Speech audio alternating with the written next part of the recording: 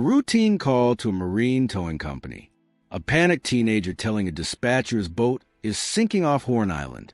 And underneath it, in the background, a recording that's now being picked apart word by people all over the internet. Because some of them believe they can hear things in it that were never meant to be heard. To connect you.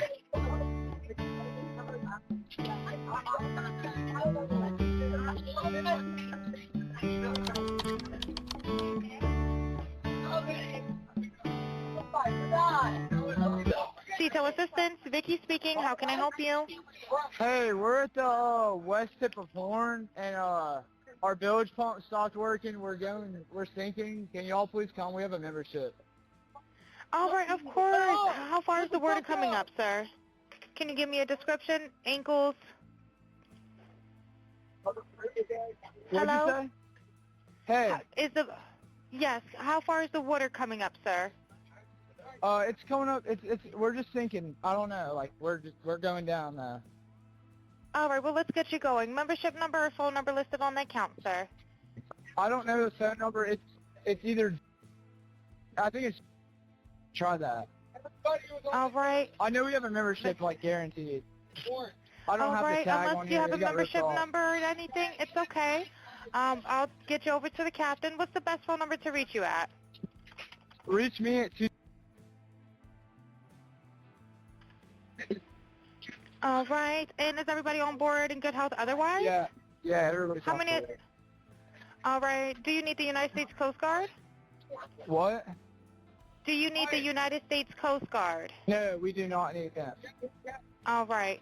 All right. Do you have your current GPS coordinates? Let me go look. If not, I can send you a text message.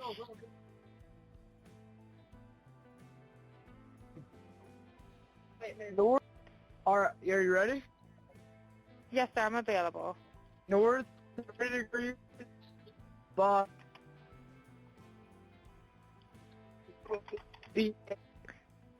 4672. All right. 4672. All right. And you were breaking up a little bit. Can you just repeat it one more time to make sure I have it correct? Sorry, look.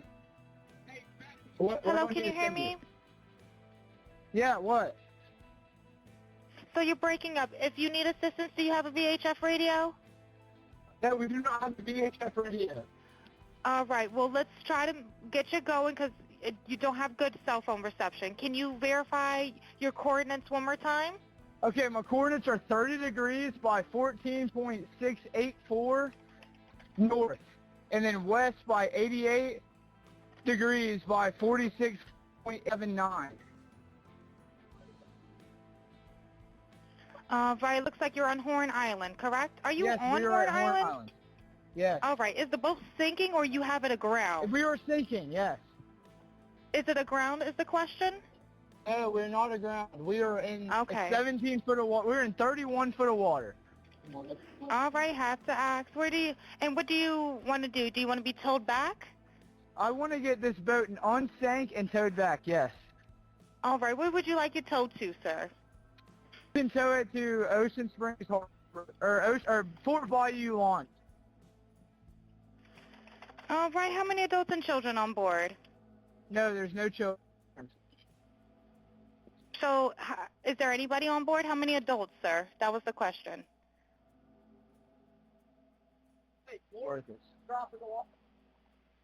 Hello, can you hear me? Try to jump in and pull the plug while you're going. Hello, sir. Hello. Yep, I just need you to answer these questions so I can get you over to the captain. Okay. How many what's adults going on board? What's up? There's 0 adults on board. There's nobody on board the boat? No. Nobody right. here is over the age of 21. Sir, that was not the question. Is there a person? Is there a person, a living individual on the boat?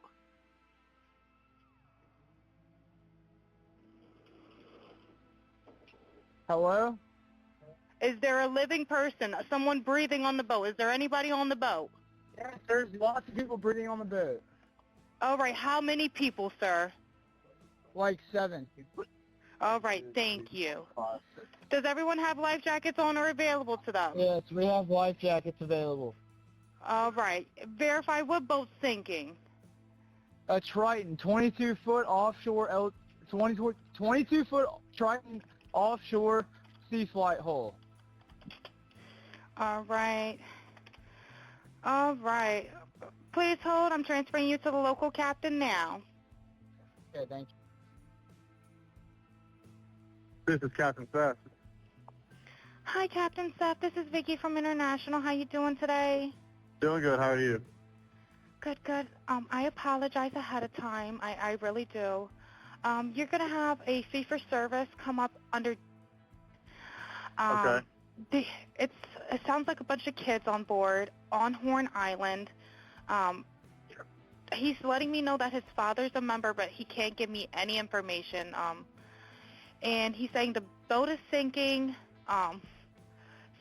and he's on Horn Island. It's just unfortunate. He's just a kid. There's a lot going on. So Right. he said there's about a lot of people on board. He says he thinks about 7. I'm guessing they're all under 18. Okay. And I'm not trying to be rude. He wants you guys to go out there and unpump the boat and then tow it in. Do you know what kind of boat it is? He said a Triton 24-footer, but that's all he can give me. Okay. All right. Yeah, I just actually got off the phone with his grandpa, who I'm guessing is the owner of the boat. And he said, Okay. I just hung up with him. He said that they don't need any help right now, but if something changes, he'll call me back. So I'm guessing that they may have figured it out, because that's what he said. So they're in a panic and their boat won't crank. Yeah, they're in a panic. He's saying the bilge is not keeping up. I asked for Coast Guard. He said no, but he's just really upset on the back end. And, I get it. It's a kid. He just doesn't understand. Oh, okay. Do you still have him on the line? Yes, I still have him on the line. And, again, I couldn't find he couldn't give me anything regarding his grandfather's, membership, so it's just under fee for service. Okay. All right. Yeah, I just talked to, if you want to, we're so tied up right now. We can't really do any non-member jobs right now. Is he a member? Did you find out if he was a member or not? Yeah, I'm not sure if it's his boat or what. I'm not sure what's going on with it. But yeah, transfer the kid over. I'll talk to him, and then I'll call his grandpa back as well.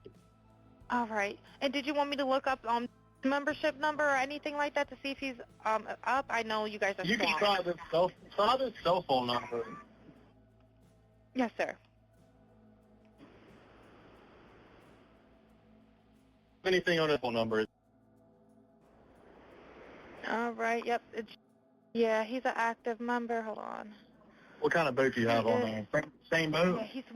Yeah, he's one of your members. Yep, 22-foot Triton. All right. I'll just disregard this one. I'm going to send you over an accurate one under this one, okay? He's one of your members. You'll get in a couple minutes, okay?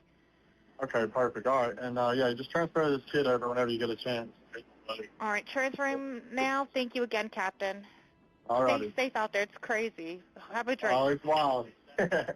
All righty. Thank you. Thank you. Bye-bye. Bye-bye. Hello?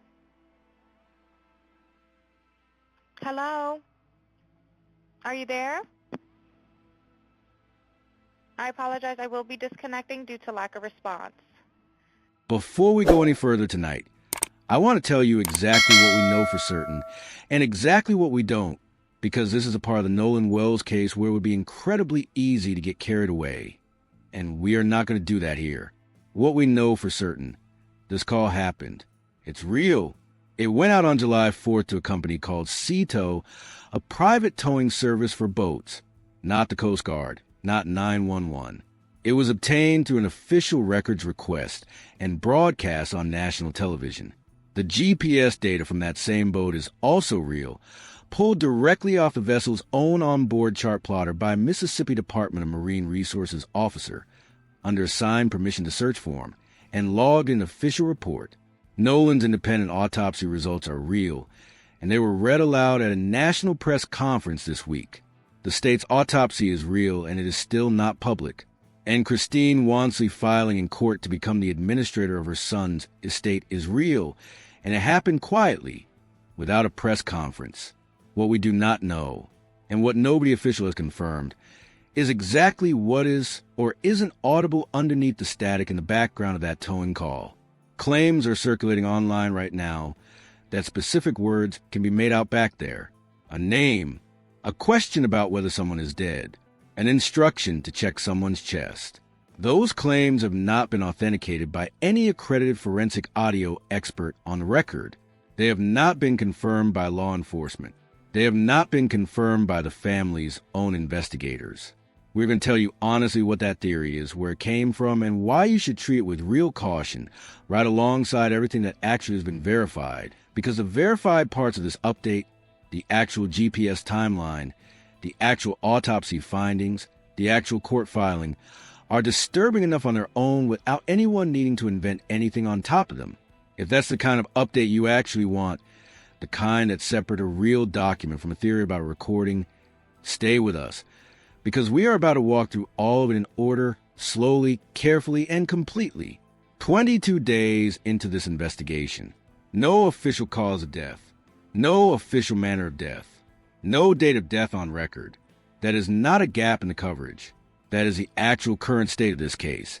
And tonight we're going to show you exactly why, piece by piece, timestamp by timestamp, until there's nothing left to misunderstand. Let's open the file. Before we get into a single recording, a single GPS point, or a single autopsy finding, I want to remind you who this case is actually about, because it is incredibly easy, 22 days in, to start talking about this like it's a puzzle instead of a person. Nolan Wells was 18 years old. He grew up in Ocean Springs, Mississippi, one of 6 children raised by Christine and Elmore Wansley. He played football at Ocean Springs High School, then walked on as a freshman wide receiver at Southwest Mississippi Community College. Number 16, 6'1", 185 pounds. He just finished his first year on campus. He was due back for summer training camp 2 days after this trip on Monday, July 6th, to start preparing for his first full season.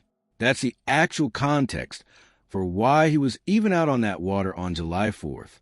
Not an open-ended summer with nowhere to be, a short holiday break. Squeezed in right before the real work of the season started again. His coaches at Southwest have described him as the kind of teammate who made everyone around him feel like they belonged. Someone who celebrated a teammate's success like it was his own, even in games where he never touched the field himself. His high school coach described him the same way. Someone who led by example rather than by volume. Someone whose teammates followed his actions more than anything he ever said out loud. Horn Island had been part of his life before that day, too. It's a tradition on that stretch of the Mississippi Gulf Coast, a barrier island reachable only by boat, where kids from Ocean Springs and surrounding towns have gathered every 4th of July for years. There's no development on that island. No roads, no restrooms, no cell towers, no year-round law enforcement of any kind. You get there by boat, and you leave by boat. And for one day a year, that patch of white sand fills up with more people than most of the rest of the calendar sees combined. Nolan had been out there before.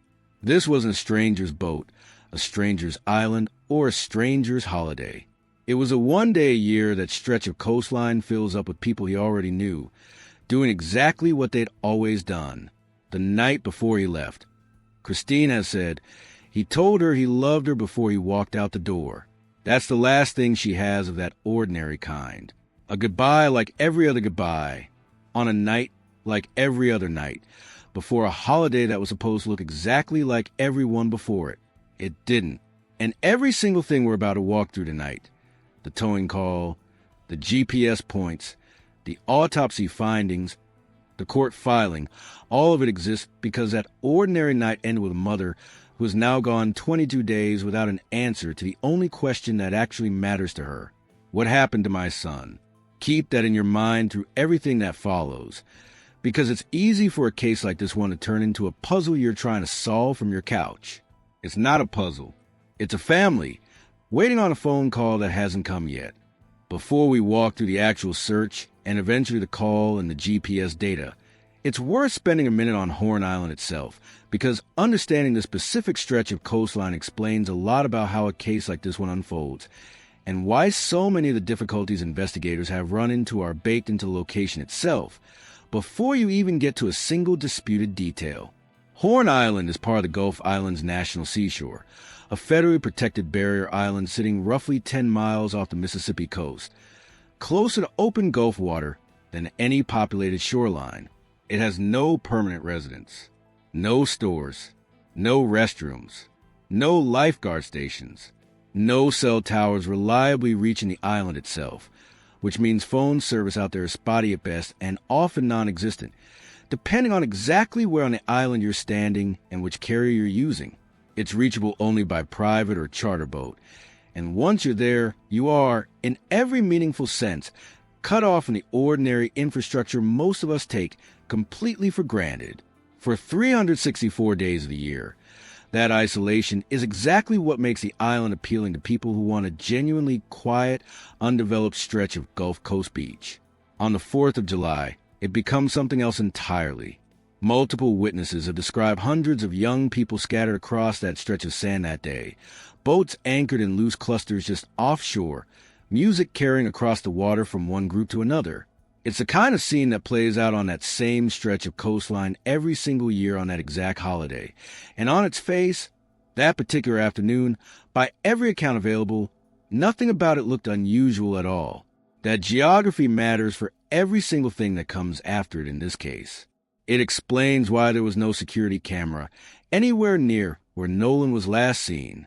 It explains why cell phone location data from that stretch of the afternoon is thin or unreliable, because a phone with no signal doesn't ping a tower and doesn't leave the kind of digital trail investigators rely on in almost every other case.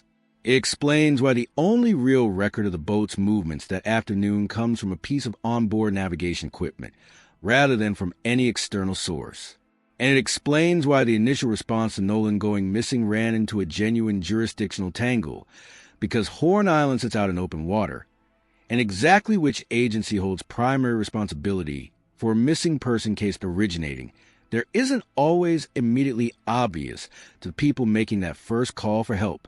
None of that excuses any specific delay or gap in this investigation. But it's useful, honest context for understanding why a case unfolding at a remote barrier island with no cameras and patchy cell service so often ends up depending entirely on a small number of pieces of hard evidence, exactly like the ones we're about to walk through tonight. Before we get into the call itself, it's worth walking through what actually happened in the hours and days immediately after Nolan was reported missing, because that timeline is its own separate, confirmed piece of this case, and it deserves to be laid out clearly. By every account currently available, the group's boat reached shore that evening without Nolan aboard, and for a stretch of hours afterward, nobody called Christine right away. Not by every account available, because anyone involved was actively trying to hide anything from her, but because this same group had made the same trip together before, and a single evening without word from an 18-year-old on a holiday weekend simply wasn't yet, in anyone's mind at that specific moment, an outright crisis. That changed just after 11 o'clock that night, when Christine's phone finally rang. It wasn't Nolan calling. It was one of his friends instead. She has said publicly more than once since that this was the exact moment something inside her genuinely shifted, that a friend calling her directly at that particular hour of the night simply wasn't something that happened under any kind of ordinary circumstances. Around that same general hour, according to public reporting, a separate call was placed to the United States Coast Guard to report Nolan missing. The Coast Guard's response, as later reported publicly, was that the situation as it was described to them that night simply didn't meet the threshold required for immediate deployment. No cutter went out that night. No aircraft went up. It was the kind of call that, in practice, gets logged and closed within a matter of minutes. That decision, made in the very first hour anyone in an official capacity was told something was genuinely wrong, would later become one of the quieter, but ultimately more consequential, details in this entire timeline, because it directly meant that real, meaningful hours passed before any truly organized search response actually began in earnest. Christine spent the rest of that entire night trying to track her son down herself, largely on her own, before finally turning completely to law enforcement for help. When she finally did turn to them, she ran into a genuine, frustrating problem that nobody had warned her about in advance. Horn Island sits out in the open Mississippi Sound, and exactly which specific agency actually held jurisdiction over a missing person case originating out there wasn't immediately clear to anyone she initially spoke with on the phone that night. She's described a genuinely frustrating back and forth between different departments before the Jackson County Sheriff's Office finally agreed to open a formal missing person report. Later that same night, she and Elmore ended up meeting a deputy in a McDonald's parking lot of all places and laid out absolutely everything they knew at that point. By morning, Elmore genuinely couldn't wait around on official process any longer. He took his own personal boat out on July 5th and searched the waters near Horn Island entirely himself, a father physically combing open water on his own, while in parallel an organized, official search effort was simultaneously standing up on shore. A command post was established at a local boat launch in Ocean Springs, and the search grew quickly from there to include the Jackson County Sheriff's Department, the Mississippi Department of Marine Resources, the National Park Service for the Gulf Islands National Seashore, the United States Coast Guard, and United Cajun Navy, a well-known volunteer search and rescue organization. The Cajun Navy's own incident commander has said publicly that the organization heard directly from Nolan's mother and moved extremely fast in response, deploying boats, drones, and personnel within just a matter of hours of hearing from her. 4 full days straight, that search covered both land and water around Horn Island with no result to show for it. Then, early on the morning of Monday, July 6th, at approximately 8:45 a.m., a National Park Service ranger spotted a body in the water along the island's northwestern shore. Sheriff John Ledbetter personally confirmed it matched the physical description investigators had been circulating publicly for Nolan Wells. The search for Nolan Wells as a living person was tragically over. The search for what actually happened to him out on that island was only just beginning in earnest, and 22 days later, that second search is exactly where tonight's update picks up. Before we move into the actual call and everything inside it, I want to take 30 seconds to be honest with you about something separate from anything you're about to hear in this case. Right now, this channel has a lot more people watching these updates than people who've actually subscribed to see the next one. That gap is bigger than it should be, given how many of you come back for every single one of these breakdowns. If you've been watching every Nolan Wells update without ever hitting that subscribe button, this is genuinely the moment to fix that, because what we're about to walk through tonight is some of the most significant material this case has produced since it started. Joining the channel costs you nothing, takes about 3 seconds, and means the next confirmed update, whenever it comes, lands in front of you instead of getting lost in the feed. Thank you for that. Now, let's get into the actual call. Let's start with the actual call, because a huge amount of confusion about this case comes from people assuming it was placed in 911 or to the Coast Guard. It wasn't. The call went to a company called Sea-Tow, a private membership-based towing and roadside assistance service, except for boats instead of cars. It is not staffed by law enforcement. It carries no automatic police monitoring, no built-in requirement to flag anything unusual to anyone. It is, in the most literal sense, the Marine equivalent of calling a tow truck when your car breaks down on the highway. That distinction matters, because it explains a lot about the tone of that entire recording. Nobody on that call was speaking to a dispatcher trained to detect deception or distress beyond the immediate mechanical problem in front of them. They were speaking to a company whose entire job that day was figuring out where to send a boat and a driver as quickly and efficiently as possible, so a member could get their vessel off the water. It's worth understanding how a company like this actually works, because it shapes everything about how this call unfolded. Sea-Tow operates on a membership model, similar in some ways to a roadside auto club. Members pay an annual fee, and in exchange, towing services are covered or discounted. Non-members can still call for help, but they're typically billed for the service directly at a higher rate, which is why so much of that early conversation revolved around identifying whose membership the call should be billed under. That's not evidence of anything sinister. It's simply how the specific kind of company operates every single day for boaters up and down the Gulf Coast. A dispatcher named Vicky took the call. The caller identified the location as the west tip of Horn Island and said the boat's bilge pump had failed, that the boat was taking on water, and asked for help getting it back to shore. A bilge pump, for anyone who's never spent time around boats, is a small pump built into the lowest part of a boat's hull, designed to automatically remove water that collects there from rain, waves, or minor leaks. When a bilge pump fails, water that would normally be pumped out simply keeps accumulating, and depending on how fast it's coming in, that can range from a minor nuisance to a genuine emergency. The caller struggled to provide a membership number, eventually giving a name, Jerry, as the account holder, and said he believed it was guaranteed under that account. Vicky asked how many people were aboard and whether everyone was in good health. The caller said everyone was fine. When asked directly whether the Coast Guard was needed, he said no. He provided GPS coordinates that placed a vessel at Horn Island, described the boat as a 22-foot Triton offshore center console, and said there were roughly 7 people aboard, all of them, by his account, under the age of 21. Vicky then transferred the call to a local sea tow captain named Seth, and in that transfer, something worth noting happened. Vicky mentioned that she had also just spoken separately with the boat owner's grandfather, who told her the group didn't need help right now, but would call back if anything changed. That's an odd wrinkle on its own, entirely apart from anything disputed in the background audio. 2 different accounts of urgency from 2 different people within minutes of each other about the exact same boat. One caller describing water rising in the hull, another telling the same company, separately, that help might not even be needed anymore. Now here is where we need to be careful, because this is exactly the part of the recording that's generated the most speculation online.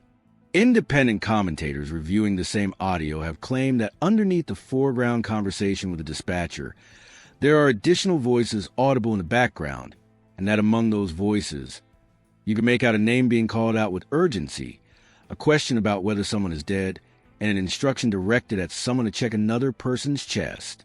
We are not going to tell you those claims are true. We are also not going to tell you they're false, because neither position can honestly be supported right now.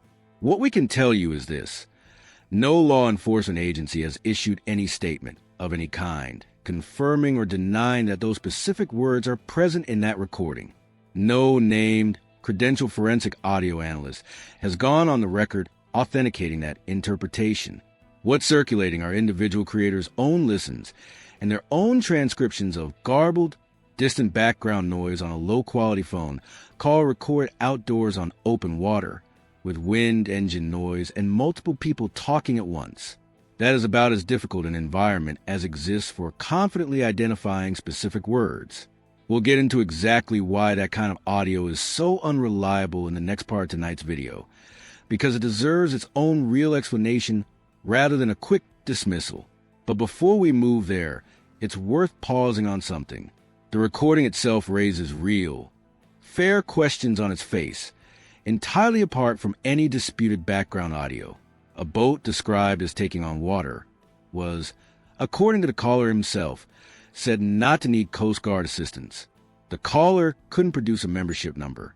Multiple people gave inconsistent information within minutes of each other about whether help was still needed at all. None of that requires any theory about hidden words to be worth examining closely. It's right there in a plain, undisputed transcript, available to anyone who wants to listen to it for themselves. If that plain, undisputed part of the call, the declined Coast Guard assistance on a boat described as taking on water, is the detail that's actually sticking with you the most right now, more than anything about the background noise, this is a good moment to type the word "here" in the comments, just to mark it. We're going to come back to that exact detail later tonight, when we lay out the full ledger, and it helps us know how many you caught it the first time through, without needing to wait for the disputed audio at all. Before we move into the GPS data, which is where tonight's update really becomes undeniable. I want to spend real time explaining why background audio claims like the one circulated about this call deserve so much caution, because understanding this genuinely matters for how you evaluate not just this case, but every case where a recording becomes the center of public attention. Human hearing, especially when it comes to distinguishing specific words buried inside noise, is far less reliable than most people assume. There's a well-documented phenomenon in psychology and audio perception where the human brain, when presented with ambiguous or degraded sound, will actually construct words and phrases that aren't objectively there, especially when a listener is told in advance what they should be listening for. This isn't a flaw unique to any one person. It's simply how human auditory perception works when the input is unclear and the brain is actively searching for meaning. It's the exact same underlying mechanism behind so-called hidden messages that people claim to hear in songs played backward or supposed voices captured in static on paranormal investigation shows. Once you're told what to listen for, it becomes almost impossible to unhear it, whether or not it was actually ever there in the first place. Professional forensic audio analysis exists specifically because of this problem. Actual forensic authentication of a recording like this one would typically involve isolating specific frequency bands, running the audio through specialized software designed to separate overlapping voices, and having multiple independent analysts transcribe the same segment without being told in advance what any other analyst believes they heard. Even then, professional forensic audio labs will often only report a finding with a stated confidence level rather than absolute certainty, because degraded audio recorded outdoors, over cell connection, with wind and engine noise layered on top, is genuinely one of the hardest categories of evidence to authenticate with confidence. None of that process has been publicly documented for this specific recording.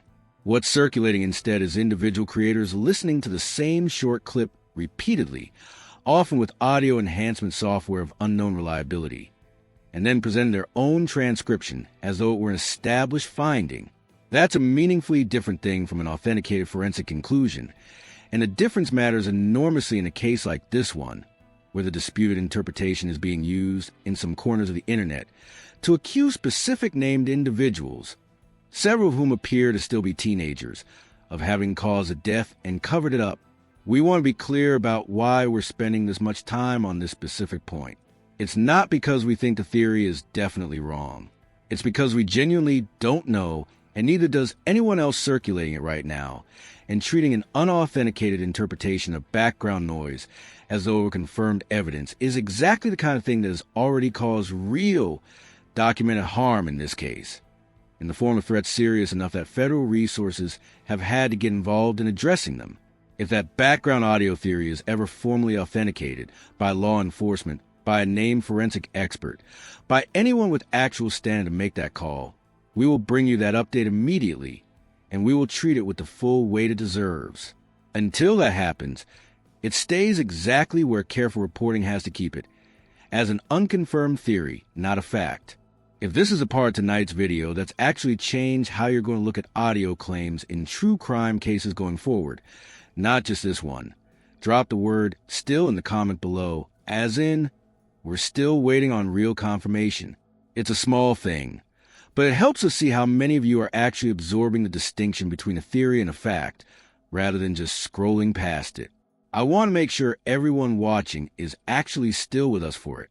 If the distinction we just walked through between an authenticated finding and an unverified theory is the kind of careful approach you want more of in your true crime coverage, the only way this channel can keep producing that kind of breakdown is if enough of you decide to stick around for the next one instead of just watching this video and moving on. Take a second right now, hit subscribe, and turn on notifications so you don't miss whatever comes next in this case. Thank you, genuinely. Now, let's get into the data that doesn't require any interpretation at all. This next part of tonight's update isn't a theory. It isn't an interpretation of static. It's a downloaded data file, pulled directly off a physical device, logged by a State Marine Patrol officer, under a signed admission to search form, as part of an official report. If there's one single piece of evidence in this entire case that deserves to be taken completely at face value, it's this one. It's worth understanding briefly what this kind of data actually is before we walk to the timeline itself. Most modern boats, especially ones used regularly for offshore trips, are equipped with a chart plotter, a small onboard computer connected to GPS that displays the boat's position on a digital map in real time and quietly logs that position at regular intervals in the background, whether the operator ever looks at it or not. That log exists purely for navigation purposes. Nobody on that boat that day was thinking about the fact that their exact position and speed were being silently recorded every few seconds. That's precisely what makes this kind of data so valuable to investigators. It doesn't rely on anyone's memory of a chaotic afternoon. It doesn't rely on anyone's willingness to be honest. It's simply a machine quietly doing its job with no stake in the outcome of anything. According to the official report on July 8th, for days after Nolan went missing, a Mississippi Department of Marine Resources officer was assigned to download the GPS chart plotter data from 2 separate vessels connected to that day. Officers met separately with the individuals connected to each boat, obtained signed permission search, and extracted the data directly from each unit's Garmin chart plotter using a memory card. The files were converted from the plotter's native format into a more universal format, then plotted over satellite imagery, producing a documented, time-stamped route for the boat Nolan had been on that day. Here is what that timeline shows, and we're going to walk through it slowly, because every single timestamp here matters, and rushing through it would do this evidence a disservice. The vessel left its dock at approximately 9:56 in the morning, and arrived at Horn Island at 11:14. That's a trip a little over an hour, entirely consistent with normal, ordinary boat ride out to a barrier island for a holiday. Between then and 4:30 that afternoon, the boat's position was stationary, consistent with a boat anchored offshore for a day at the island while its passengers spent the afternoon on the beach. Nothing unusual there at all. That's exactly what you'd expect from a normal beach day. And it's worth saying plainly that this entire stretch of the timeline lines up perfectly with an ordinary 4th of July outing. Then, between 4:31 and 5:24 in the afternoon, the data shows the vessel departing the western tip of Horn Island, heading northbound, at a speed ranging between roughly 0.6 of a knot and just over 4 knots, for nearly 53 straight minutes. To put that in plain terms, that is walking pace, slower than walking pace, in parts, across a distance of about 2 7/10 of a mile, at 5:25. According to the same data, the vessel speed suddenly increases to somewhere between 30 and 35 knots, a completely normal cruising speed for a boat like this one, and it makes a direct run back toward the dock, arriving at approximately 5:44. Sit with that gap for a second, because it's the single most important thing the GPS data actually tells us tonight, and it needs no theory, no disputed audio, and no speculation to be genuinely significant. A boat that is taking on water, whose occupants are calling for emergency towing assistance, does not typically crawl across open water at walking pace for the better part of an hour. It's worth thinking about the actual physics here, briefly. A boat losing a fight with rising water inside its hull is, if anything, becoming progressively harder to steer and slower to respond as more weight settles low in a vessel, which would tend to produce an even more urgent, more direct route toward help, not a slow, meandering crawl at a pace a person could match by walking along the shore. A boat in genuine distress moves toward help, toward shore, toward anything that stops the clock, and it generally does that with urgency. Then, the instant it picks up to a normal cruising speed, it goes essentially in a straight line for the dock. That combination, 53 minutes at a crawl, followed by an abrupt, purposeful sprint home, is the kind of pattern that raises a completely fair, completely reasonable question on its own, with zero need for anyone to claim they can hear anything in the background of a phone call to explain it. If the 53-minute crawl is the single detail from tonight's video that you keep coming back to, drop the word "why" in the comment below, because that's genuinely the honest, one-word version of the question every single person following this case is asking about that stretch of the timeline. Why did a boat described as taking on water move slower than a person walking? For almost an entire hour, before suddenly speeding up the moment it decided to head home. The boat's day, according to the same GPS record, did not end when it reached the dock at 5:44. At 5:52, just 8 minutes later, it left the dock again, heading east into Fort Bayou, a body of water separate from the open Gulf, closer to shore, generally calmer, and used regularly by local boaters. It returned at 6:06, a trip of roughly 14 minutes round trip. Then at 6:36, half an hour later, it departed again, this time on a considerably longer route, heading southwest towards St. Martin Bayou, then curving southeast past Biloxi Bay Bridge, before turning back north toward an entirely different boat launch on Fort Bayou, arriving there at 7:19. That's a stretch of over 40 minutes of additional movement, along a route that touches multiple separate bodies of water, well after the boat had already, once, reached what would seem like its logical destination for the evening. Then at 7:47, according to the data, the vessel was pulled from the water entirely and trailered overland to a private residence. From that point on, according to the available data, it didn't move again that night. That is 4 separate documented movements after the boat first reached shore that evening, not one. And the public explanation that's been offered so far for the sequence of movements accounts for a single stop, tied to a mechanical fix, replacing a boat plug, a small mechanical part that seals the drain hole used to empty water from a hull when a boat is out of the water. That is a real, ordinary, small maintenance task that boaters do handle from time to time.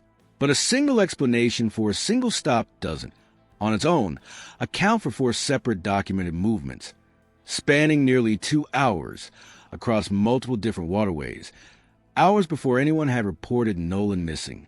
We want to be careful and precise about how we frame this, because it would be easy to slide straight from "this timeline hasn't been fully explained yet" into "this proves something happened," and those are 2 very different statements. What we can say honestly is this: the publicly available GPS record shows a documented sequence of movements that has not yet been fully, publicly reconciled with the public account of that evening. That gap between the record and the explanation is real, it's serious, and it's exactly the kind of discrepancy that a formal investigation, and eventually a grand jury, exists to actually sort through with the full weight of subpoena power and sworn testimony behind it. It is not, on its own, proof of wrongdoing by any specific person. It is a documented discrepancy that deserves a real, complete answer, and as of tonight, the public has not been given one.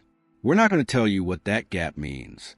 We genuinely don't know, and neither does anyone honestly reporting on this case right now. What we can tell you is that it's a real, documented gap between the public account and the GPS record, and it's the kind of gap that formal investigators, with the ability to compel sworn testimony and cross-reference it against hard data like this, are specifically positioned to actually resolve in a way that no amount of online speculation ever can. We're a little past the halfway point of tonight's update, and this tends to be the exact spot where people quietly close the tab without ever hitting subscribe. So I want to ask directly instead of losing you quietly, if that GPS timeline just now, the 53 minutes at walking pace, the 4 unexplained stops, actually change how you're thinking about this case. That's exactly the kind of breakdown this channel exists to bring you. And the only way we can keep doing it is if enough of you decide to join instead of just watching once and moving on. Take a second, hit subscribe, turn on the bell, and you'll be here the moment any of this gets a real, official explanation.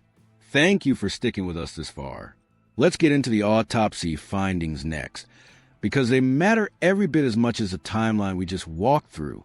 22 days into this case, and there is still no official cause of death, no official manner of death, and no confirmed date of death on record for Nolan Wells.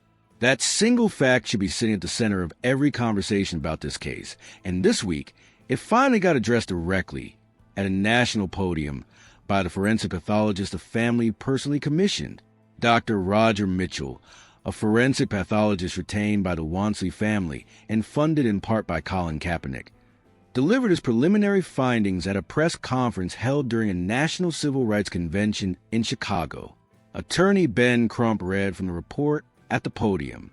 The conclusion was direct and Frankly, sobering in how little it was able to determine. Cause of death, undetermined. Manner of death, undetermined. Date of death, unknown. It's worth actually explaining what those three separate terms mean in a real forensic sense, because they each carry specific, distinct meaning, and lumping them together loses something important. Cause of death refers to the actual physical mechanism that ended someone's life, drowning, blunt force trauma, cardiac event, and so on. When a pathologist rules that undetermined, it means the physical evidence available to them at the time of the examination simply wasn't sufficient to identify that mechanism with confidence.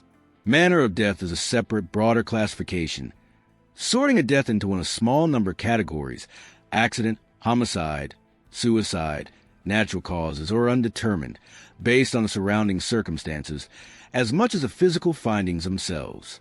Ruling manner of death as undetermined means the evidence didn't clearly support any one of those categories over the others. Date of death, meanwhile, is exactly what it sounds like: an estimate of when death actually occurred, which pathologists typically calculate using a combination of factors, including body temperature, rigidity, and the stage of decomposition present at the time of examination. Ruling that unknown means the body's condition after time spent in warm Gulf Coast water no longer allowed for a reliable estimate. Dr. Mitchell's report did document one specific physical finding worth noting clearly, because it is a documented observation, not a theory. He noted a focal area of discoloration in the soft tissue at the back of Nolan's head. To be precise about what that is and isn't, it was described as discoloration, not a fracture, and the report is clear that decomposition had progressed to the point where a complete forensic review of that area, and of the body more broadly, was no longer possible. It's worth understanding briefly why decomposition matters so much here. A body recovered from warm water after several days undergoes changes that can obscure or destroy the kinds of subtle tissue evidence that would otherwise help distinguish between, for example, bruising that occurred while someone was still alive, and discoloration that developed naturally after death, simply from lying in one position in water. That distinction is often the difference between a finding that supports a theory of trauma and one that doesn't. And in this case, the report is explicit that decomposition had already closed that door by the time the examination took place. That means a specific finding cannot, on its own, be read as proof of blunt force trauma, and also cannot be simply dismissed as meaningless. It is a documented observation that the state's own autopsy, conducted 15 days earlier on July 7th, has never publicly addressed, one way or the other, because the state's findings have not been released to anyone outside that office. Ben Crump has made one particular point about this case that deserves to be repeated plainly, because it's the kind of thing that gets lost in the noise. Nolan Wells could swim. When a death investigation involves a body recovered from water, and the victim was a capable swimmer, the question of exactly how that person actually entered the water in the first place isn't a minor detail to be assumed away. It's one of the central questions the entire investigation needs to answer, and right now on the record, from either autopsy, it hasn't been, two separate autopsies, conducted by two separate pathologists in two separate states, roughly 1,000 miles apart, and as of tonight, neither one has produced a confirmed, final answer for this family. That's worth sitting with for a moment on its own, entirely apart from anything else in this case. 22 days, and the most basic medical question anyone can ask about a death, what actually killed this person, remains formally unanswered by either process. If hearing those three words together, undetermined cause, undetermined manner, unknown date, is what actually landed hardest to you tonight, more than the call, more than the GPS, drop the word wait in the comments, because that's the honest state everyone connected to this case is still stuck in tonight. Waiting. The state autopsy, conducted at the Mississippi State Medical Examiner's Office on July 7th, remains entirely unreleased. In a development that came the day after Dr. Mitchell's press conference in Chicago, District Attorney Angel Myers McElrath confirmed publicly that the state's report will not be released to anyone, not the family, not the public, until a grand jury has had the opportunity to review it first. She stated plainly that every non-natural death in Jackson County follows that same process as a matter of standard procedure.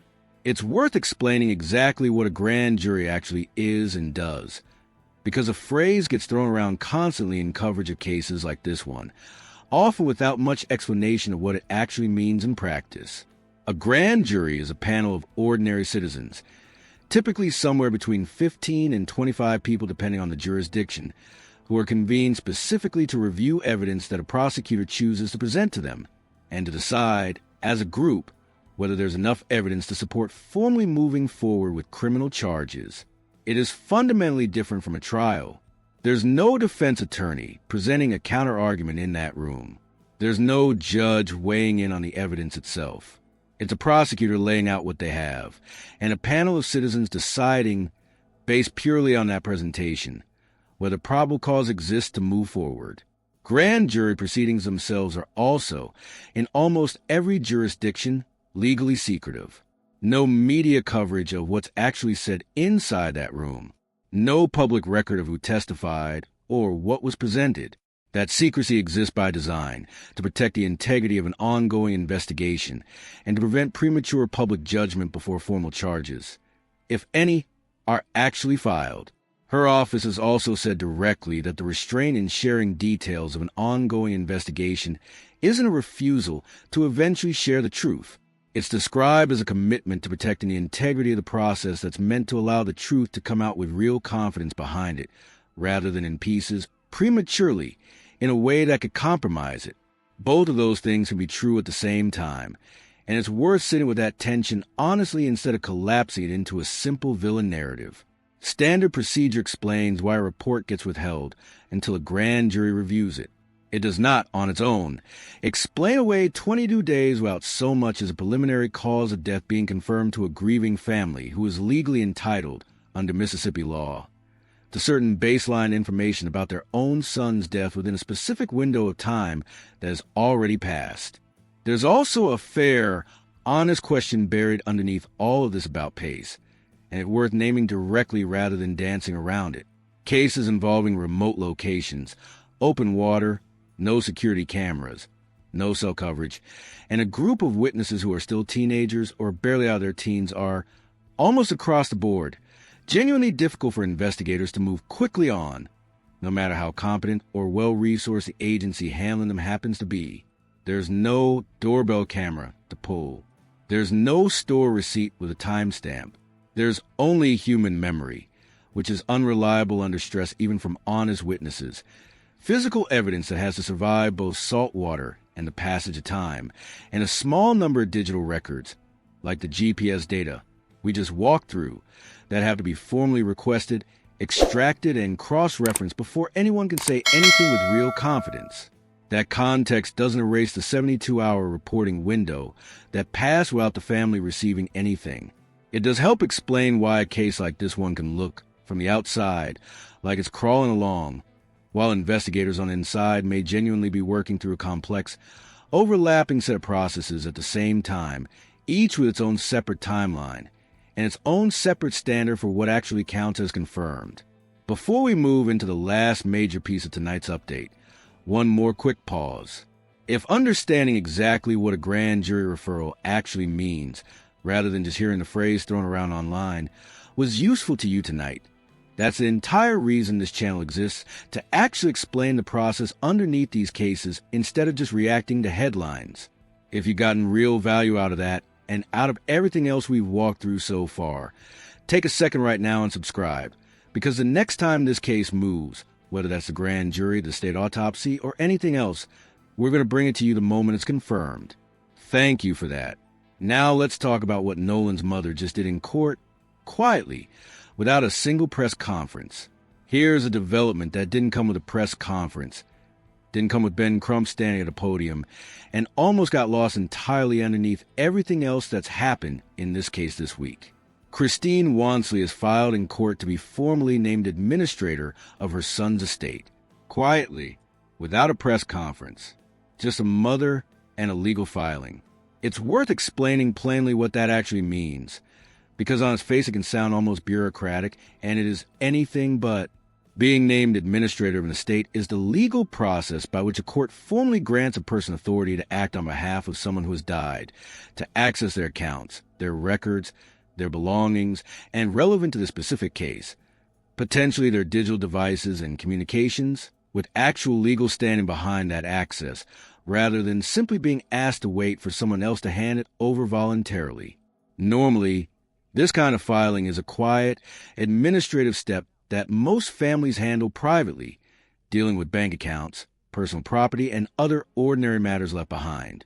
In the context of an active, unresolved death investigation, though, it takes on a different kind of weight, because it means Christine now has formal legal authority tied specifically to her son, authority that doesn't depend on anyone else's cooperation or goodwill. 22 days into an investigation where Christine has already had to track her own son's phone down herself using a family location-sharing app, has already had to meet a deputy in a McDonald's parking lot to report him missing because nobody could immediately tell her which agency even had jurisdiction, and has already had to wait well past her legally entitled 72-hour window for a basic incident report. Filing to become the legal administrator of her son's estate reads less like paperwork and more like a mother who has run out of patience with waiting to be handed things, and has decided instead to build her own legal standing to go get them herself. Nolan Xavier Wells had been to Horn Island before. He knew that tradition. He was part of it every year on that one specific holiday when that whole stretch of coastline fills with people he already knew. This year, he didn't come home from it, and instead of a press conference, his mother went to a courthouse alone to prove on paper that she is the legal parent of the son she buried less than a month ago. That is what this investigation, at 22 days, has left her to do. It's worth stepping back here for a moment and talking honestly about why cases like this one so often feel, to the people following them closely, like they're moving unbearably slowly, even when, laid out in full like we just done tonight, a genuinely significant amount has actually happened in a relatively short window of time. 22 days is not a long time in the world of forensic pathology and criminal investigation, even though it can feel like an eternity to a family waiting on answers. Toxicology result alone, in ordinary cases with no unusual complications at all, routinely takes several weeks, simply because of lab capacity and the volume of cases every state lab is working through at any given moment. GPS extraction, like the process we walked through tonight, requires locating the right vessels, obtaining proper legal permission from the owners, physically accessing the devices, and then converting proprietary data formats into something that can actually be read and mapped, a process that itself took multiple days once it began. Grand jury referrals require an underlying investigation to actually reach a point of completeness before anything gets formally presented. None of that erases the real, documented failures inside the specific case, the missed incident report deadline being the clearest one. But it does help explain the gap between how much has genuinely happened behind the scenes and how little of it has been formally, publicly confirmed. Every one of the pieces we've walked through tonight, the search, the call, the GPS data, the 2 autopsies, the estate filing, represents a separate process, moving on its own separate timeline, and it's easy, from the outside, to lose track of the fact that a development in one of those processes doesn't automatically mean anything for the others. It's also worth naming honestly how different a case like this one looks now compared to how it would have looked even a decade ago. A raw audio recording, obtained through a records request, can be broadcast to millions of people within hours, then re-uploaded, reanalyzed, and reinterpreted by dozens of separate creators, each with their own theory, long before a single trained investigator has had the chance to review it formally. That's simply the environment every case like this one now unfolds inside of, and it's part of why careful, honest separation between confirmed fact and circulating theory matters more now than it ever has before.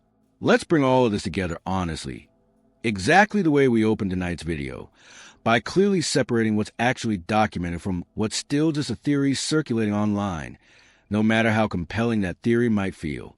Confirmed, a call was placed to a private towing company, not 911, not the Coast Guard, reporting the boat as taking on water near the western tip of Horn Island. Confirmed. On that same call, the caller said Coast Guard assistance was not needed and struggled to identify a membership account. Confirmed. A separate account, given to the same dispatcher within minutes. suggested help might no longer even be needed. Confirmed. GPS data extracted directly from that vessel's own onboard chart plotter by a State Marine Patrol officer under a signed permission to search form shows the boat traveling at walking pace or slower for approximately 53 minutes before abruptly returning to normal cruising speed and heading straight for the dock. Confirmed. That same GPS data shows 4 separate documented movements of the boat after it first reached shore that evening, only one of which has a clear public explanation attached to it so far. Confirmed. An independent autopsy, commissioned by the family, concluded with an undetermined cause of death, an undetermined manner of death, and an unknown date of death, while also documenting a specific area of discoloration at the back of Nolan's head that decomposition prevented further examination of. Confirmed. The state's own autopsy, conducted 15 days before that independent one, remains entirely unreleased, and the district attorney has said publicly it will stay that way until a grand jury reviews it. Confirmed. Christine Wansley has filed in court to become the legal administrator of her son's estate. Unconfirmed, and treated tonight strictly as a circulating theory rather than established fact. Specific words allegedly audible in the background of that towing call, including a name being called, a question about whether someone is dead, and an instruction to check someone's chest. No law enforcement agency and no named, credentialed forensic audio expert has gone on a record confirming or denying that interpretation. Until that changes, it stays exactly where we've kept it all night, in this column, not the one above it. Unresolved entirely. What actually explains a 53-minute crawl at walking pace? What actually explains the additional stops the boat made after reaching shore that evening? What the state's autopsy actually concludes whenever it's finally released? Whether the discoloration Dr. Mitchell documented has any connection to how Nolan ended up in the water in the first place. And underneath every single one of those questions, the one that's been sitting there since the very first night. What happened in Nolan Wells? No individual has been named a suspect. No charges have been filed against anyone in this case. The disputed audio interpretation you may have seen elsewhere online has not been confirmed by anyone with the authority to actually confirm it. What has been confirmed is a documented, unexplained gap in a GPS timeline, an autopsy that raised more questions than it answered, and a mother who, 22 days in, has stopped waiting for anyone to hand her anything and gone to a courthouse to build her own legal standing instead. If, after everything we walked through tonight, you had to pick just one single word to describe where this case genuinely stands right now, drop that word in the comments below. Not a theory, not a guess at what happened, just a one honest word that captures it for you. We're going to read through every single one of those. If tonight's breakdown gave you a clearer, more honest picture of exactly where this case stands in the version you may have seen elsewhere online, that's exactly what we set out to do. And it means a great deal that you stayed with us through all of it. One last ask, and then we'll let you go. We can see clearly that far more of you watch these Nolan Wells updates than are actually subscribed to this channel. And if tonight's breakdown earned it, close that gap for us right now. Hit subscribe, ring the bell, and you'll be here the moment any of what we covered tonight, the audio, the timeline, either autopsy, actually gets a real, official answer. Nolan Xavier Wells was 18 years old. He told his mother he loved her the night before he left for that island, the way he always did, on a night that looked exactly like every other night before it. 22 days later, she is still waiting for an answer to the only question that has ever actually mattered here. What happened to my son? We'll see you in the next update.